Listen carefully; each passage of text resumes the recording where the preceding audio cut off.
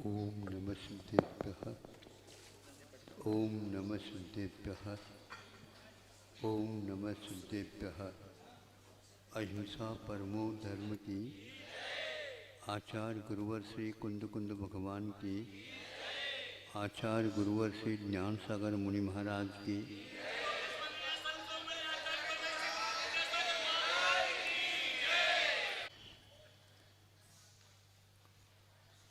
आज की स्थिति और पूर्व काल की स्थिति में क्या अंतर है, आगे हुआ या पीछे हुआ, युग कहाँ जा रहा है, इसके बारे में थोड़ा सा हमें भी पहले ज्ञात नहीं था, किंतु दयोदय महासंघ के माध्यम से ये ज्ञात हुआ।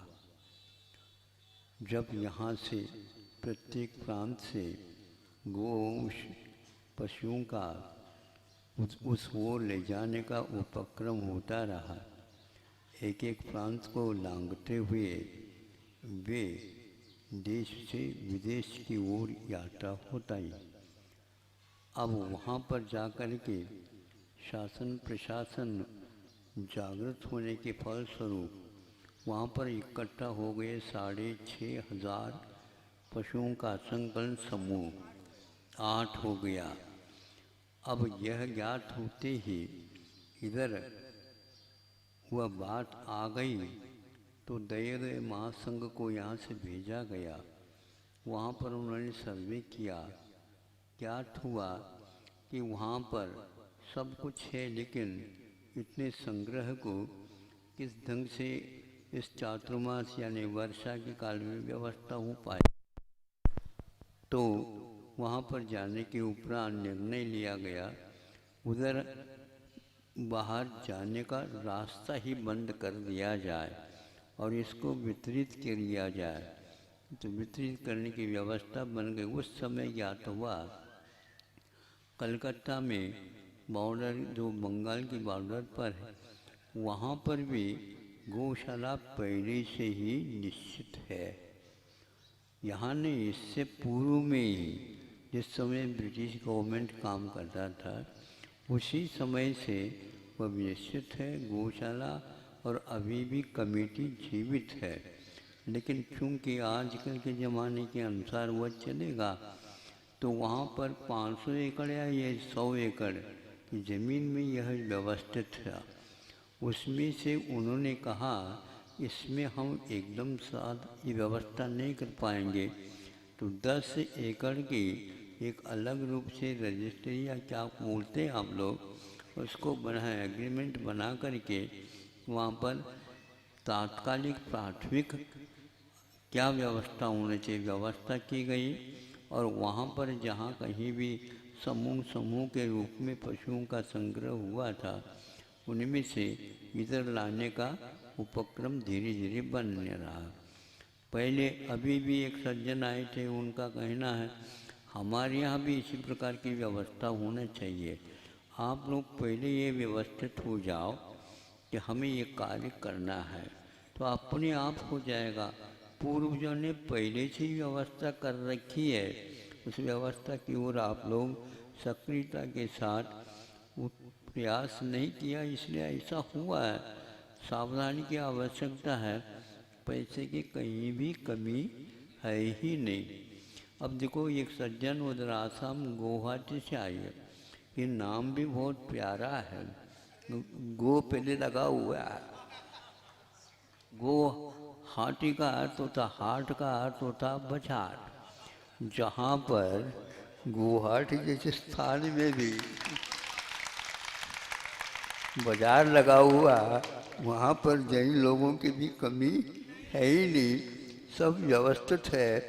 केवल थोड़े से समूह वहाँ पर कम होने के कारण, विरलता को होने के कारण वह व्यवस्थित नहीं हो पाया। एक घर में मान लो शादी होती, विवाह होता है, मांगलिक कार्य आप लोगों के यहाँ होता हो, उस समय परिवार मान लो छोटा है, इसलिए बारात की व्यवस्था की जाती है। वो आ करके दोनों तरफ से मिल करके उस विवाह को, मांगलिक कार्य को संपन्न करके और वो चले जाते हैं। उसी प्रकार यहाँ से दयोदय संघ जा कर के कहा कि कोई आवश्यकता नहीं, व्यवस्थित हो जाएगा और वह वितरण करके भिन्न भिन्न स्थानों में उनका व्यवस्थित कार्यक्रम बनाया जा रहा है। इसलिए जैनियों को हमेशा हमेशा पूर्व की ओर देखना चाहिए। प्राचीन काल में अपने अहिंसा के उपासकों ने कैसी व्यवस्था की है, उनकी क्या धारणा थी, किस प्रकार आगे भविष्य में भी वह व्यवस्थित चले। इन लोगों ने पहले से ही इस प्रकार की जमीन की व्यवस्था कर रखी है।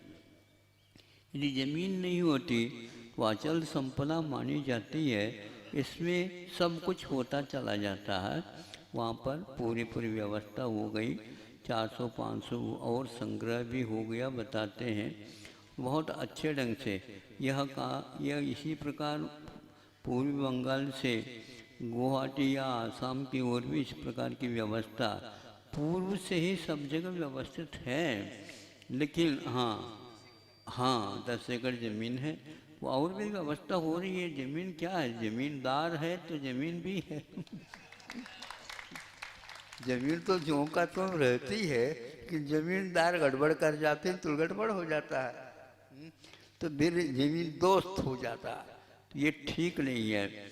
इसलिए हमें तो विश्वास था कि ऐसा नहीं, वहाँ पर कलकत्ता में इतने घर हैं तो ऐसी अव्यवस्था तो नहीं हुई। लेकिन अब चूँकि एक साथ इतना संग्रह चला जाता है तो बाढ़ आने की पूरी संभावना तो रहती है। लेकिन बाढ़ में भी सैनिक लोग, जवान लोग व्यवस्था करने में आगे पीछे नहीं कर सकते हैं। इसी प्रकार जैनियों का ये इतिहास रहा है। अहिंसा के क्षेत्र में कभी भी यह जैन समाज पीछे नहीं है। हाँ, पीछे यदि हो जाता है तो वह संख्या में कम होती चली जा रही है। उनको अपनी संख्या का भी ख्याल ध्यान रखना चाहिए और जितने अहिंसकों का वर्ग खड़ा होगा तो उतना ही यह कार्य संपन्न होगा। और उसमें एक दूसरे के लिए सहयोग दे दे तो ये कार्य आप लोगों के लिए कोई विशेष कार्य नहीं है। इससे भी बढ़ करके कार्य इतिहास में हुए हैं। वे लोग बोलते नहीं थे और आज थोड़ी सी बोलियां ज़्यादा होने लगी। काम तो होता है लेकिन बोलियों के साथ होता है। किसी के साथ हो लेकिन काम तो होना चाहिए। आप लोग और अपने उत्साह को बढ़ाइए।